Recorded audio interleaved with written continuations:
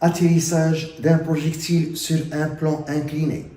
Un projectile est tiré sur une colline dont la base se trouve à la distance d égale 300 mètres.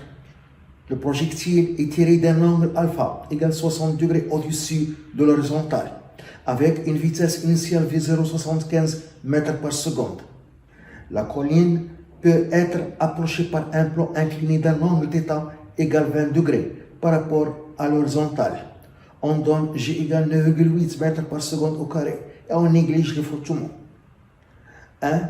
Trouver l'équation de la ligne de plus grande pente du plan incliné. 2. Déterminer l'équation de la trajectoire du projectile. 3. Calculer les coordonnées de point d'impact I sur la colline. 1. L'équation de la ligne de plus grande pente du plan incliné.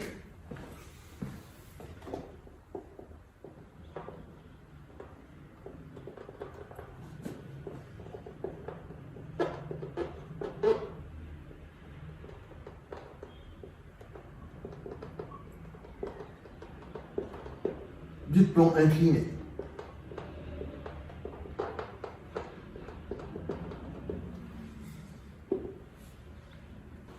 Le schéma, à la date égale à 0, on a lancé un projectile à partir de point O, origine de repère OX ou Y, avec la vitesse initiale V0 qui forme un angle alpha avec l'horizontale. Le projectile tombe sur une colline assimilée à un plan incliné au point I, point d'impact. On veut connaître les coordonnées du point I. On cherche d'abord l'équation de la ligne de plus grande pente de plan incliné, qui est l'équation de droite AB, et l'équation de trajectoire de projectile. Donc l'équation de la ligne de plus grande pente, c'est l'équation d'une droite AB qui passe par le point A, qui a pour abscisse x égale 300 mètres et a pour ordonnée 0. On a l'équation d'une droite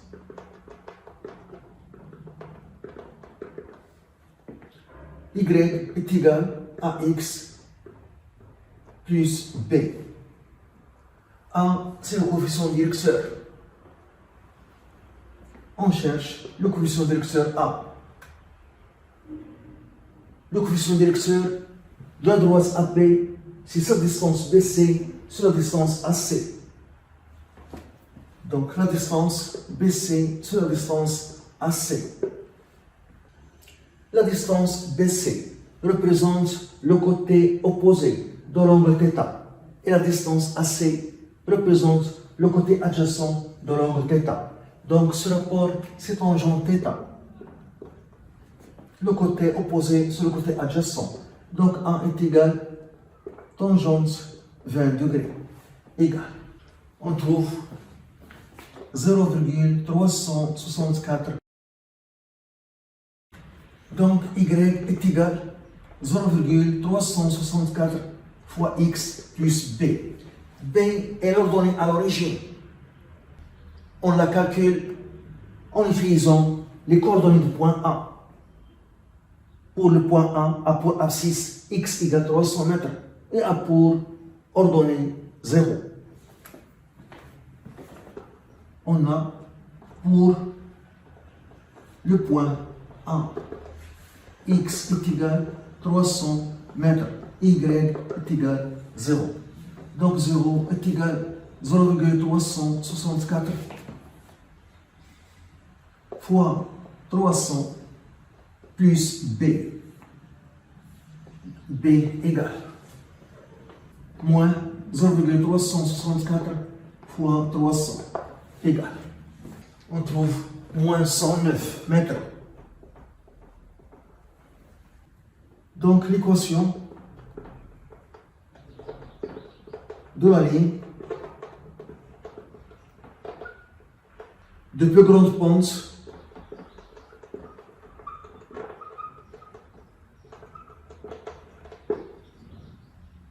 la plus grande pente, c'est à droite, AB. Y est égal à 0,364 fois x moins 109. De l'équation de la trajectoire du projectile. L'équation de la trajectoire.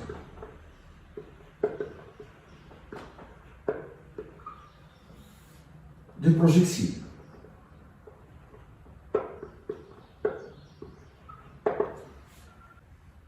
Pour trouver l'équation de la trajectoire de projectile, on applique la deuxième loi de Newton. Au cours du mouvement de projectile, il est soumis uniquement à son poids P. Donc le poids P est égal à M à G.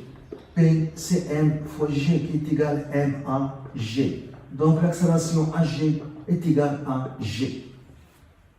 On projette cette équation vectorielle dans le repère OX ou Y. Suivant l'axe OX, la projection de AG, c'est AX.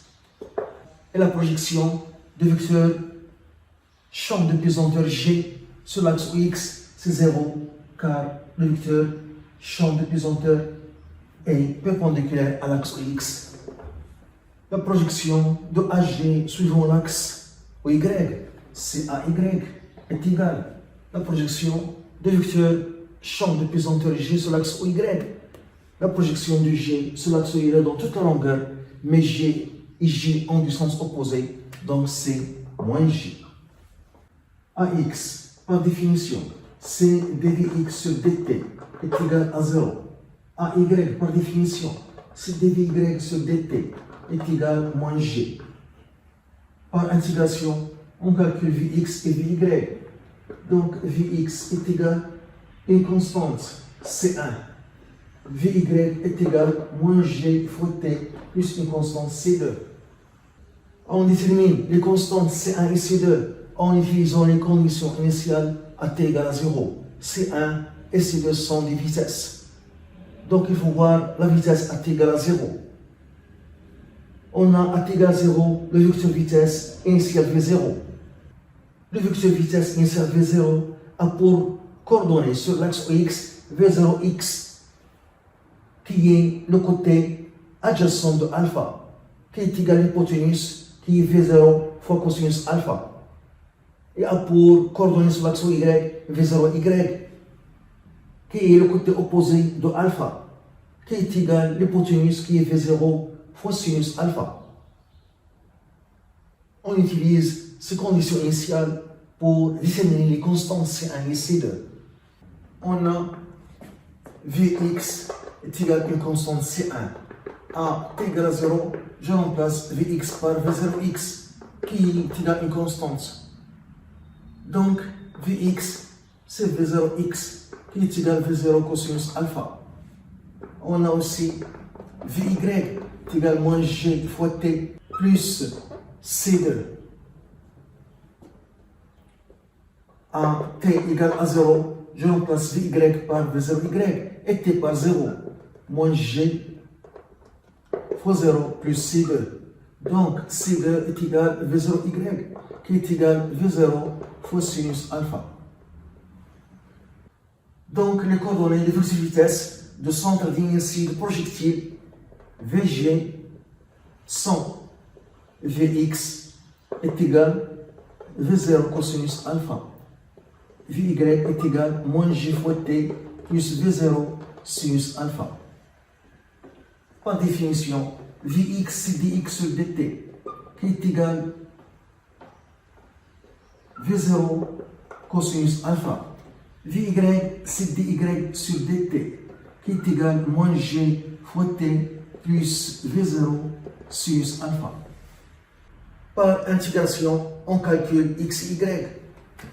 Donc ici, x est égal à V0 cosinus alpha fois T plus une constante C'1.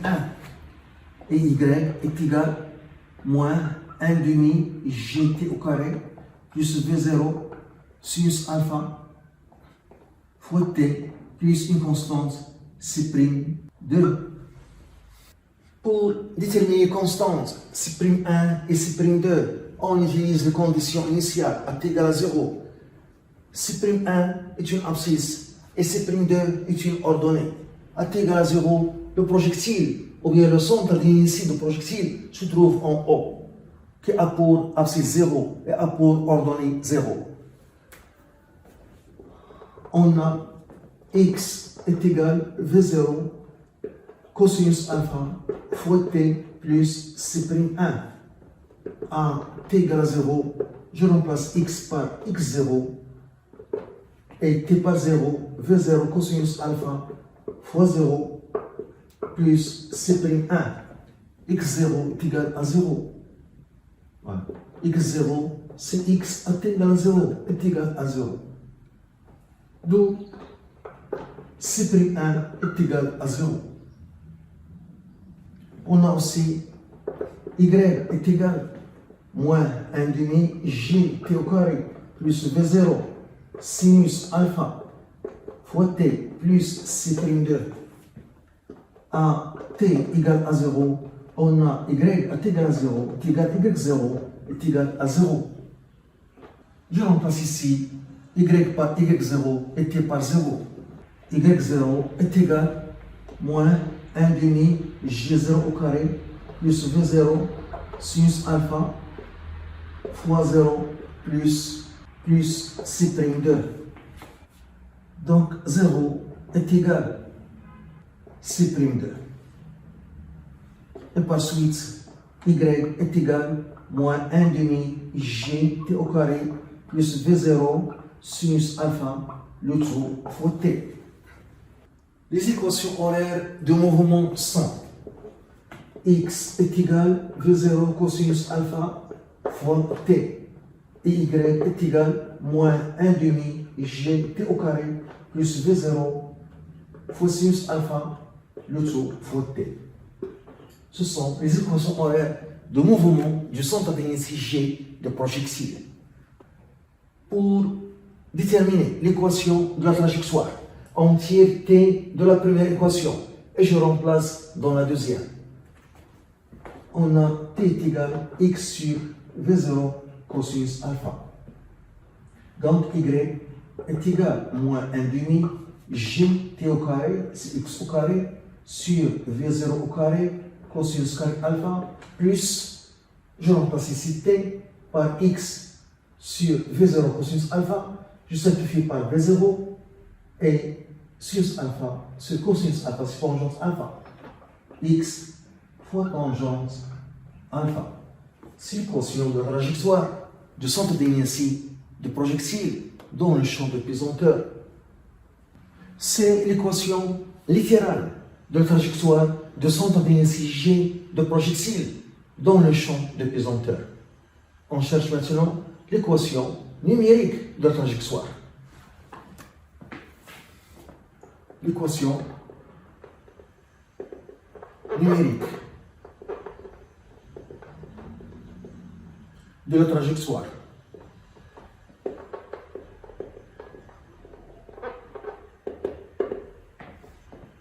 Y est égal à moins 1 demi G 9,8 x au carré V0 75 au carré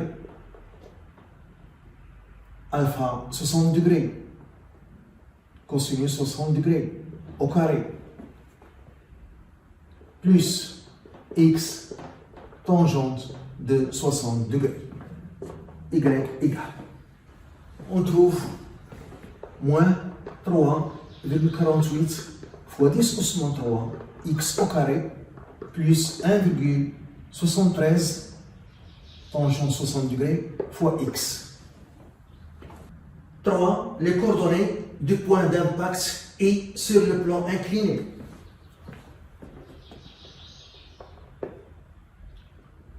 Les coordonnées du point d'impact et sur la colline ou bien sur le plan incliné. La colline assimilée à un plan incliné, AB.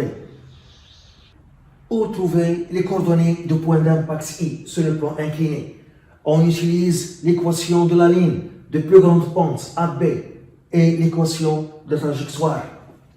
Car le point I appartient à la trajectoire et appartient à la ligne de plus grande pente AB.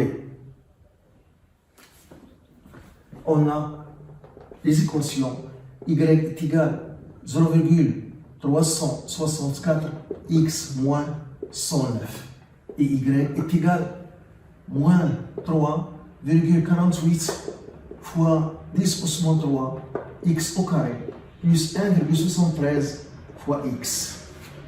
Donc, moins 3,48 fois 10 au moins 3 fois x au carré plus 1,73 fois x est égal 0,364x moins 109.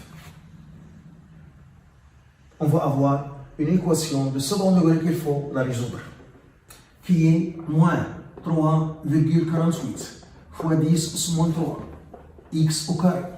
Je déplace ce terme dans le premier membre. Je vais avoir 1,73 moins 0,364 le tout fois x, ce qui donne plus 1,37x. Je déplace moins 109 dans le premier membre, plus 109 est égal à 0. On a deux solutions. Il faut choisir la solution positive, car x est positive. L'abscisse de point I, x est égal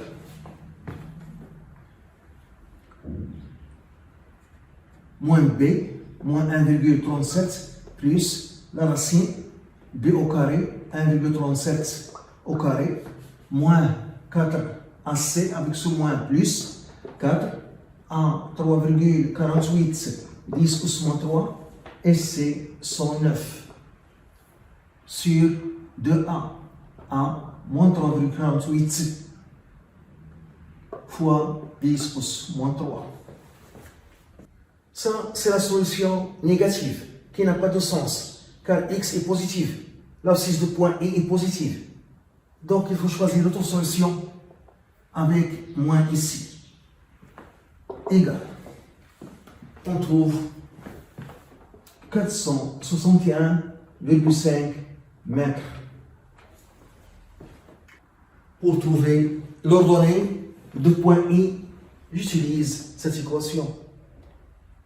Y égale 0,364 fois x moins 109. Je remplace x par cette valeur. Donc,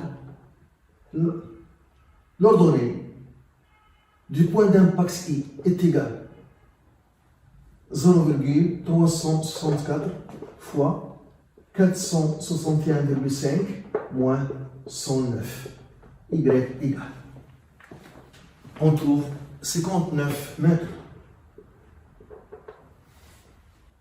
X est égal 461,5 mètres. Y égale 59 mètres. Ce sont les coordonnées de point I, le point d'impact de projectile sur le plan incliné.